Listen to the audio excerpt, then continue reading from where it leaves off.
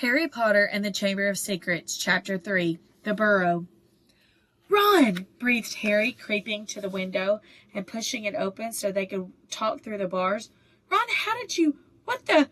Harry's mouth fell open as the full impact of what was seen hit him.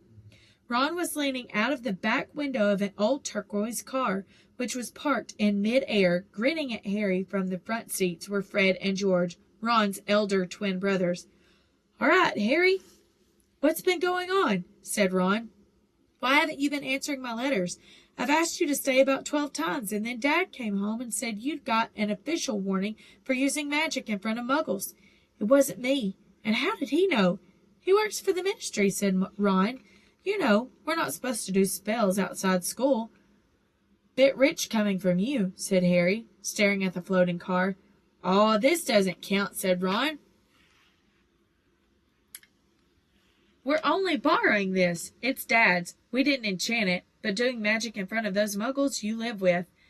"I told you I didn't, but it'll take too long to explain now. Look, can you explain to them at Hogwarts that Dursleys have locked me up and won't let me come back? And obviously I can't magic myself out because the ministry will think that's the second spell I've done in 3 days. So..." "Stop gibbering," said Ron. "We've come to take you home with us."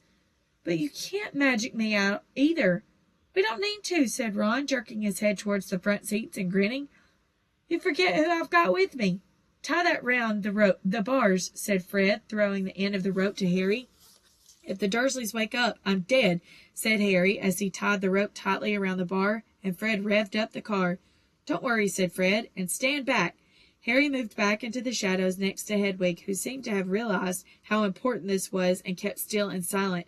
The car revved louder and louder, and suddenly, with a crunching noise, the bars were pulled clean out of the window as Fred drove straight up in the air. Harry ran back to the window to see the bars dangling a few feet above the ground. Panting, Ron hoisted them up into the car. Harry listened anxiously, but there was no sound from the Dursleys' bedroom. When the bars were safely in the back seat with Ron, Fred reversed as close as possible to Harry's window. "Get in," Ron said. "But all my Hogwarts stuff, my wand, my broomstick, where is it?" "Locked in the cupboard under the stairs, and I can't get out of this room." "No problem," said George from the front passenger seat. "Out of the way, Harry." Fred and George climbed carefully through the window into Harry's room. "You had to hand it to them," thought Harry, as George took an ordinary hairpin from his pocket and started to pick the lock. "A lot of wizards think it's a waste of time knowing this sort of Muggle trick," said Fred, "though we feel their skill is worth learning, even if they're a bit slow." There was a small click and the door swung open. "So we'll get your trunk. You grab anything you need from your room and hand it out to Ron," whispered George. "Watch out for the bottom stair. It creaks," Harry whispered back as the twins disappeared into the dark landing. Harry dashed around the room, collecting his things together and passing them out the window to Ron. Then he went to help Fred and George heave his trunk up the stairs. Harry heard Uncle Vernon cough. At last, panting, they reached the landing, then carried the trunk through Harry's room to the open window. Fred climbed back into the car to pull with Ron, and Harry and George pushed from the bedroom side. Inch by inch, the trunk slid through the window. Uncle Vernon coughed again. "A bit more," panted Fred, who was pulling from inside the car. "One good push." Harry and George threw their shoulders against the trunk, and it slid out of the window into the back seat of the car. "Okay, let's go," George whispered, but as Harry climbed onto the window sill, there came a sudden loud screech from behind him, followed immediately by the thunder of Uncle Vernon's voice. "That ruddy owl! I've forgotten Hedwig!" Harry tore back across the room as the landing light clicked on. He snatched up Hedwig's cage, dashed to the window, and passed it out to Ron. He was scrambling back onto the chest of drawers when Uncle Vernon hammered on the unlocked door, and it crashed open. For a split second, Uncle Vernon stood framed in the doorway. Then he let out a bellow like an angry bull and dived at Harry, grabbing him by the ankle. Ron, Fred, and George seized Harry's arms and pulled as hard as they could. "Petunia!" roared Uncle Vernon. "He's getting away! He's getting away!" The Weasleys gave a gigantic tug, and Harry's legs slid out of Uncle Vernon's grasp as soon as Harry was in the car and had slammed the door shut. Ron yelled, "Put your foot down, Fred!" and the car shot suddenly towards the moon. Harry couldn't believe it. He was free. He wound down the window, the night air whipping his hair, and looked back at the shrinking rooftops of Privet Drive. Uncle Vernon, Aunt Petunia, and Dudley were all hanging, dumbstruck, out of Harry's window. "See you next summer!" Harry yelled. The Weasleys roared with laughter, and Harry settled back in his seat, grinning from ear to ear. "Let Hedwig out," he told Ron. "She can fly behind us. She hasn't had a chance to stretch her wings for ages." George handed the hairpin to Ron, and a moment later Hedwig had soared joyfully out of the window to glide alongside them like a ghost. "So what's the story, Harry?" said Ron impatiently. "What's been happening?" Harry told them all about Dobby, the warning he'd given Harry, and the fiasco of the violet pudding. There was a long, shocked silence when he had finished. "Very fishy," said Fred finally. "Definitely dodgy," agreed George. "So he couldn't even tell you who's supposed to be plotting all this stuff?" "I don't think he could," said Harry. "I told you, every time he got close to letting something slip, he started banging his head against the wall." He saw Fred and George look at each other. "What, you think he's lying to me?" said Harry. "Well," said Fred, "put it this way. House elves have got powerful magic of their own, but they can't usually use it without their master's permission. I reckon old Dobby was sent to stop you coming back to Hogwarts. Someone's idea of a joke. Can you think of anyone at school with a grudge against you?" "Yes," said Harry and Ron together instantly. "Draco Malfoy," Harry explained. "He hates me." "Draco Malfoy?" said George, turning round. "Not Lucius Malfoy's son." "Must be. It's not a very common name, is it?" said Harry. "Why?" "I've heard Dad talking about him," said George. "He was a big supporter of you-know-who." "And when you-know-who disappeared," said Fred, craning around to look at Harry, "Lucius Malfoy came back saying he'd never meant any of it. Load of dung. Dad reckons he was right in you-know-who's inner circle." Harry had heard these rumors about Malfoy's family before, and they didn't surprise him at all. Draco Malfoy made Dudley Dursley look like a kind, thoughtful, and sensitive boy. "I don't know whether the Malfoys own a house elf," said Harry. "Well, whoever owns him will be an old wizarding family, and they'll be rich," said Fred. "Yeah, Mom's always wishing we had a house elf to do the ironing," said George. "But all we've got is a lousy old ghoul in the attic and gnomes all over the garden. House elves come with the big old manors and castles and places like that. You wouldn't catch one in our house." Harry was silent. Judging by the fact that Draco Malfoy usually had the best of everything, his family was rolling in wizard gold. He could just see Malfoy strutting around a large manor house, sending the family servant to shop. Harry going back to Hogwarts also sounded exactly like the sort of thing Malfoy would do. Had Harry been stupid to take Dobby seriously? "I'm glad we came to get you anyway," said Ron. "I was getting really worried when you didn't answer any of my letters. I thought it was Errol's fault at first." "Who's Errol?" "Our owl. He's ancient. He wouldn't be the first time he'd collapsed on a delivery, so then I tried to borrow Hermes." "Who?" "The owl Mom and Dad bought Percy when he was made a prefect," said Fred from the front. "But Percy wouldn't lend him to me," said Ron. "Said he needed him." "Percy's been acting very oddly this summer," said George, frowning, "and he's been sending a lot of letters and spending a load of time shut up in his room. I mean, there's only so many times you can polish a prefect badge. You're driving too far west, Fred," he added, pointing at a compass on the dashboard. Fred twiddled the steering wheel. "So, does your dad know you've got the car?" said Harry, guessing the answer.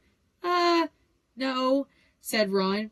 "He had to work tonight. Hopefully we'll be able to get it back in the garage without Mom noticing we flew it." "What does your dad do at the Ministry of Magic, anyway?" "He works in the most boring department," said Ron. "The Misuse of Muggle Artifacts office." "The what?" "It's all to do with the bewitching things that are Muggle made, you know, in case they end up back in the Muggle shop or house. Like last year, some old witch died, and her tea set was sold to an antique shop.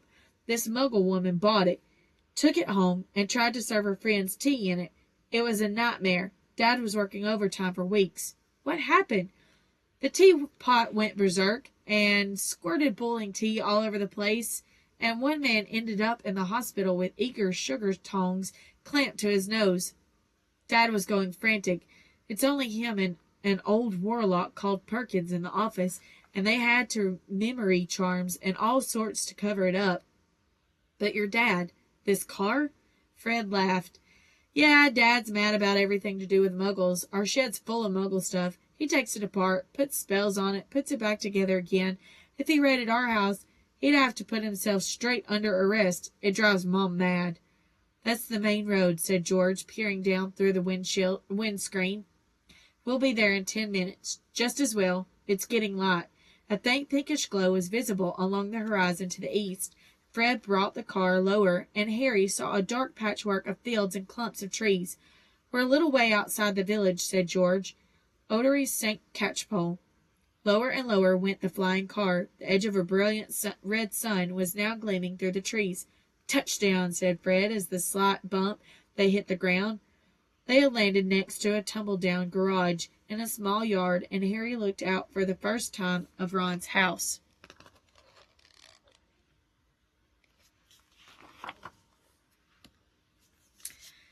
It looked as though it had been a large stone pigsty, but extra rooms had been added here and there until it was several stories high, and so crooked it looked as though it was held up by magic, which Harry reminded himself it probably was.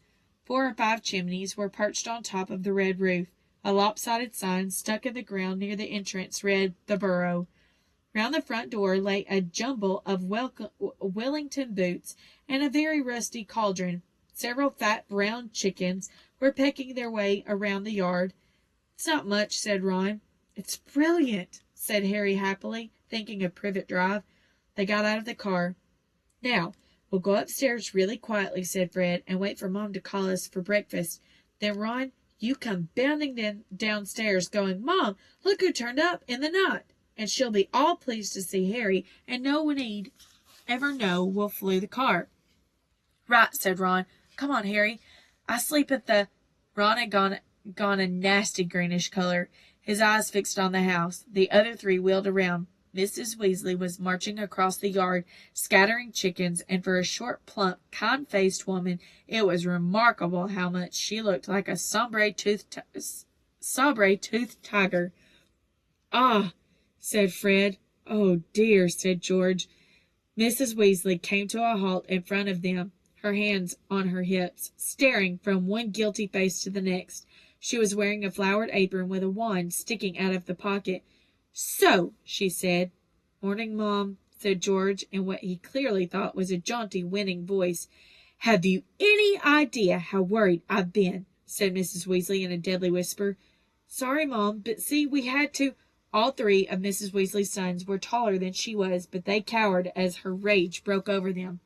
Bed's empty, no note, car gone, could have crashed. Out of my mind with worry. Did you care? Never, as long as I have lived. You waited until your father gets home.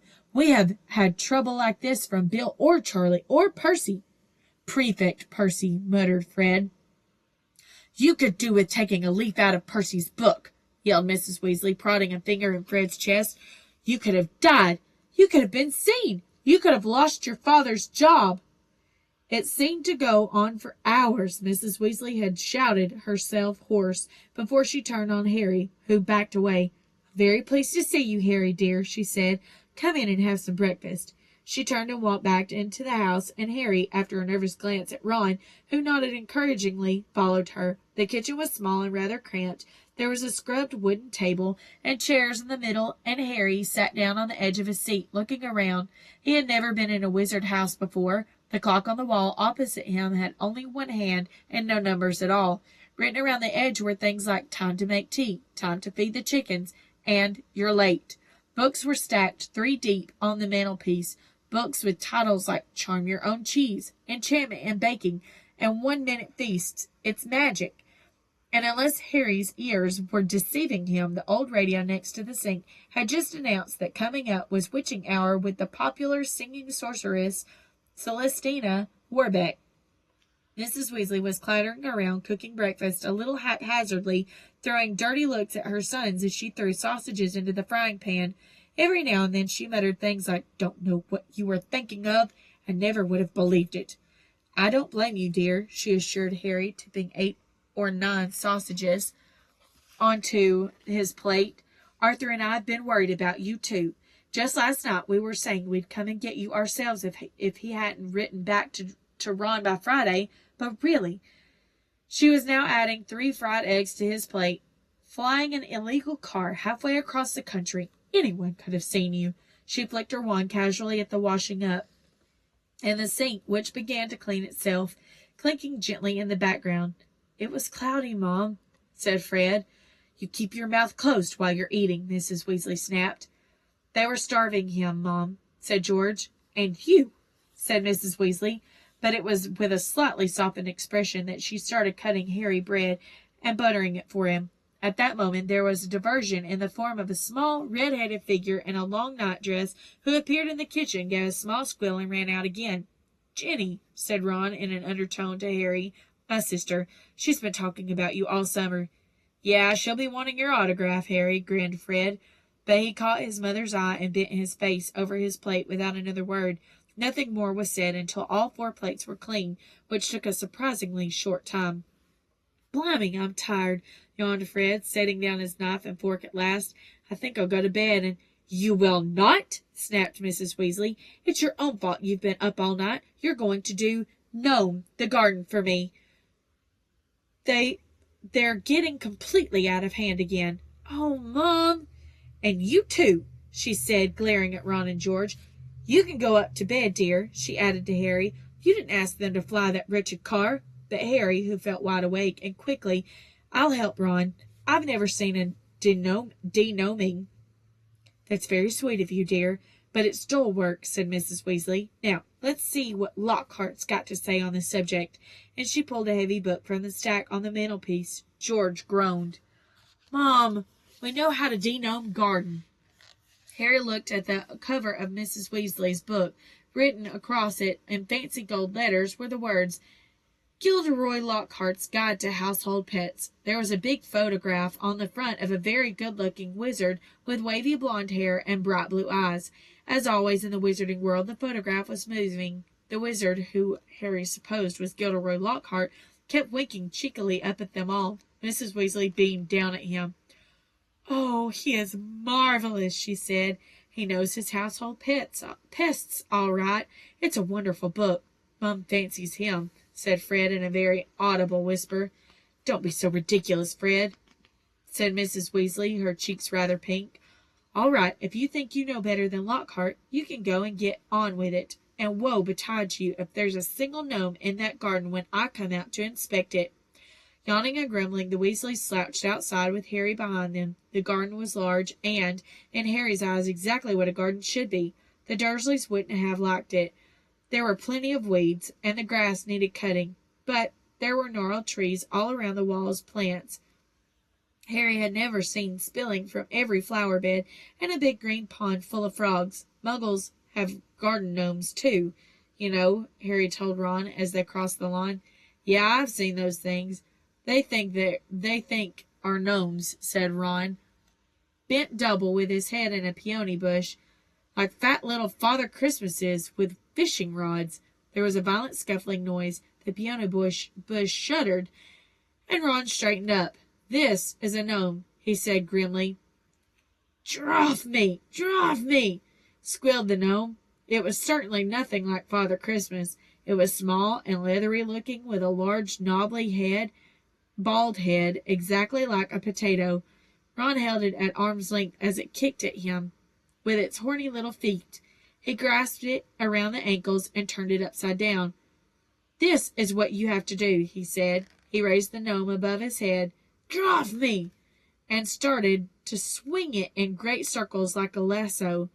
Seeing the shocked look on Harry's face, Ron added, "It doesn't hurt them. You just got to make them really dizzy so they can't find their way back to the gnome holes."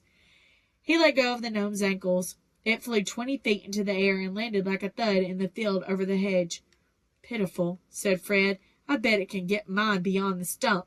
Harry learned quickly not to feel too sorry for the gnomes. He decided just to drop the first one he caught over the hedge. But the gnome, sensing weakness, sank its razor-sharp teeth into Harry's finger, and he had a hard job shaking it off until— "Wow, Harry, that must have been 50 feet. The air was soon thick with flying gnomes. See, they're not too bright, said George, seizing 5 or 6 gnomes at once. The moment they know the de-gnoming's going on, they storm up to have a look. You'd think they'd have learned by now just to stay put. Soon the crowd of gnomes in the field started walking away in a straggling line, their little shoulders hunched. They'll be back, said Ron, as they watched the gnomes disappear into the hedge on the other side of the field. They love it here. Dad's too soft with them. He thinks they're funny. Just then the front door slammed. He's back, said George. Dad's home. They hurried through the garden and back into the house. Mr. Weasley was slumped into a kitchen chair with his glasses off and his eyes closed. He was a thin man, going bald, with a little hair he had was red as any of his children's. He was wearing long green robes, which were dusty and travel-worn. What a night, he mumbled, groping for the teapot as they all sat down around him. 9 raids. 9. And old Mundungus Fletcher tried to put a hex on me when I had my back turned. Mr. Weasley took a long gulp of tea and sighed. Find anything, Dad? Said Fred eagerly. All I got were a few shrinking door keys and a biting kettle, yawned Mr. Weasley. There was some pretty nasty stuff that wasn't my department, though. Mortlake was taken away for questioning about some extremely odd ferrets. But that's the Committee on Experimental Charms, thank goodness.